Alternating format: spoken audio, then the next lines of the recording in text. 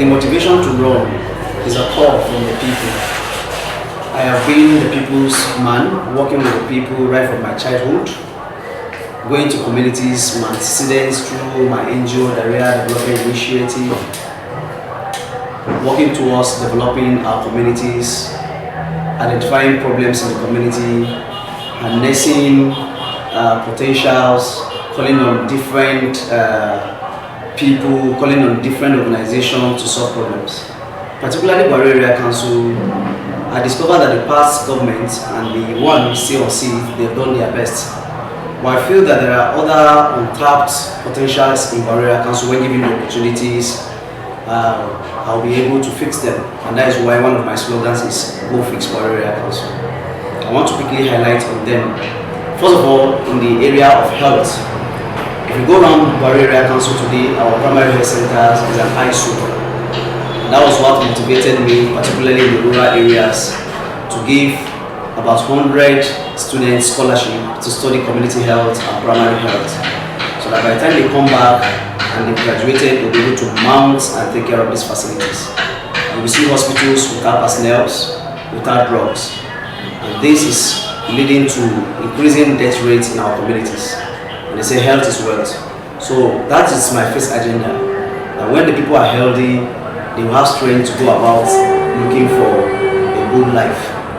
Then secondly, if you look at Bwari Area Council is very dirty. So my second agenda is to make Bwari Area Council, keep Bwari Area Council clean through what I'm going to introduce waste management, where every waste in the community will be picked and there will be incentive given to those who bring back this waste to waste stations. So by so doing, you will discover that we are going to reduce environmental hazard through pollution of all these refugees being dumped all over Bwari Area Council.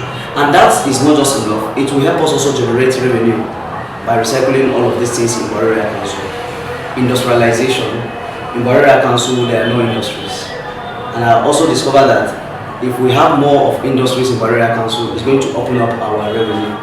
Another thing we're going to do, we are going to block revenue leakages and then see how we really settle this dispute between multiple taxation, because that is one thing that's killing business. So I'm going to encourage business owners in Bwari Area Council through the check and balances of how taxes are being collected in Bwari Area Council. I had one experience when one was telling me within 2 weeks, about different 5 groups have come asking her to pay either for environment, pay for what is it called, inspection. Different group of persons coming in the same Bwari Area Council asking for tax. All of these leakages have to be blocked. And at the end of the day, by the time they give this money don't go to the council purse. You see that some few individuals, named with head, we still pocket this money, and this money is not running to Bwari Area Council to be used to develop the Bwari Area Council. And they are going to give priority to human capital development. In a situation whereby you see only the politicians are rich, then people at the grassroots are not rich. That is by opening up and creating job opportunities. How are we going to create job opportunities? I've talked about industrialization at first. We're going to look for investors, because we see our vast land in Bwari Area Council, to invest in terms of agriculture. Our people are predominantly farmers. Even we are raised by farming money. So I'm going to introduce them to mechanized farming and then introduce them to improved seedlings, where they can cultivate a small piece of land with these improved seedlings and to give them a yield, high yield of, and then having off-takers too. Because if you look at the system of our road patterns in Bwari Area Council, not all. Just want to give kudos to the sitting chairman. He did well by tying the road from Gaba to Ibu. And by those when I come on board, I will extend it to Shere, extend it to Kawu, because those areas are places where our people really bring food from. Most times, by the time they have cultivated, moving these things to town become very, very difficult, mostly at rain season when we have very bad roads. So I'm going to consolidate on that. When it comes to road infrastructures, this present administration have done well in Bwari Area Council. In that aspect, I'm going to consolidate on that to see that we improve the road networks in Bwari Area Council. Another thing that I have been and advocate for it is staff welfare of Bwari Area Council. You can see that the primary schools are on strike, and this has continued to happen for the past 5 years, where the primary education in Bwari Area Council, FCT at large, is not giving priorities. Most times teachers come to say the entitlement have not been paid, promotion arrears have not been paid. Most of them, even the minimum wage, that of 30,000, was not implemented. So there are lots of entitlement of teachers that have not been paid. That is weakening staff motivation, and when the staffs are not motivated, they cannot give quality education to our children. If you visit primary schools today in Bwari Area Council and FCT at large, you will see that we are gradually losing the primary education system, which is the foundation of every education. When I come on board, we're going to sit down with relevant stakeholders to see to the problems of the primary education, and as soon as possible roll out the entitlement to them so that our children can go back to school. These teachers, they are human beings like us. They have their family, they have their own personal needs to take care of. The situation whereby they are not being considered and they are not being paid the entitlement is a problem. Even the area council staff too, we're going to see how we're going to improve their welfare so that they will also improve in their work productivity. These are some of the areas I'm going to look into. Then lastly, we are going to prioritize the lives of our people, securing life and properties of our people. You know, security is one of the primary assignment of every serious government. You can see the issue of kidnapping. Just recently, a chief of a community was kidnapped, and in 2 weeks, his body was found thrown dead. So if they can kidnap a chief of a community and he's being killed, what happened to the subordinates, the followers? And the kidnapping is at increase on daily basis. So I'm going to equip and support the local vigilante to also give this support to the police too have been doing well, the military too have been doing well, but the security, the insecurity is local. Security is a responsibility of everybody. The police cannot be everywhere, the army cannot be everywhere. So the local vigilantes and the hunters too need to be encouraged. This is one of the agenda I will do. I will encourage them to see that they secure our various communities. The issue of corruption, it has to start with me. If you check my records, I don't have records, I don't have any bad records. You can go and verify where I defraud anybody, where I've taken what does not belong to me, and those people who have the opportunity to work with me can attest that what belongs to everybody, everybody gets it. So I'm not the kind of person that say I take it all.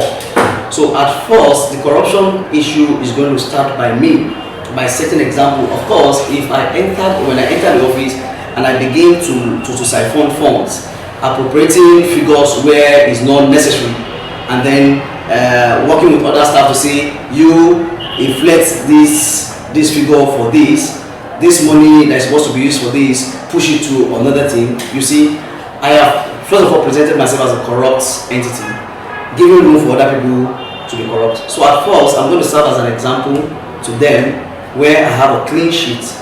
What is worth doing is worth doing well. We appropriate every project to if it's a contract that we're giving, we make sure that the contractor is well paid, and the issue of kickbacks are not there, because when you start collecting kickbacks, you have reduced the value of the money you're giving to the contractor to deliver. So I want to make sure that whoever that is given every assignment to do, with little interference, allow them do their job so that they give you quality job delivery. Then when you talk about working with other ethnic groups, I am a detribalized person. That is the reason why during the last election, when our people become a body person, traditionally at PDP and APC, I was able to now support the Labour Party, where we had other ethnic groups on the ballot. Like the senator, she's not a body person, the House of Reps and Igbo is not a body person. Because of my detribalized nature, embracing other Nigerians, I was able to give them support. And if you look at my team, it comprises of different ethnic groups. I am not that kind of person that says it must be the body people. We are one Nigeria and we give equal opportunity to ourselves. Now, the constraints, you can see I already have a campaign office. These are precedents I'm setting. Availability, accessibility. You want to see me, you see me. So the same thing I'm going to employ when I become the chairman of Bwari Area Council. In the office there at the secretariat, you see a lot of people coming, and because of the population, you cannot access me. I'm going to introduce a quarterly town hall, where I meet with my constituents to give them situation reports of how my administration is being run, and I also get feedbacks from them. And then I'll be granting press briefing like this. When there are issues, I talk to the press. The people get to hear me through the press, and then at all the ward level too, I'm going to have what called liaison offices, where I give dates, I come, I see my people at the ward, I feel what they are feeling, and then I'm going to frequent visit to these wards. I will not just sit down in the office, people come here, I have to still go to the people to know what the problems are and best know how to solve this problem. So I am accessible, and I've demonstrated that even before I become the chairman of Bwari Council by having campaign office where people come in and out, we discuss, they bring their ideas, and listening to them, we see how we can find solutions to their problems. So in that is what I'm going to continue to do. The people of Bwari Council, you are listening to me now, this is your project. We have been doing it together. When you beckon on me to run for Bwari Council, at first I was seeing it as a very heavy task, because leading the people is not a small task. But because you have this belief in me, you have this confidence in me, I'm not going to let you down. Together we're going to make Bwari Council great again. My vision, my visions are already cleared when you called on me to run. I told you people that together we're going to see how Bwari Council can be fixed, and I'm on a mission to fix Bwari Council. Let my record speak for me, let my antecedents speak for me. And I'm calling on you, lastly now when it is time for you to vote, go and cast your vote for me at the appropriate time and make me that leader. In my favorite quote, I say, the time has come when the people will make a king among themselves. And I know you are resolute to make me that leader that you have been desiring to have in Bwari Council. Thank you very much. Thank you for watching BMC TV. Please watch, like, and subscribe to our YouTube channel.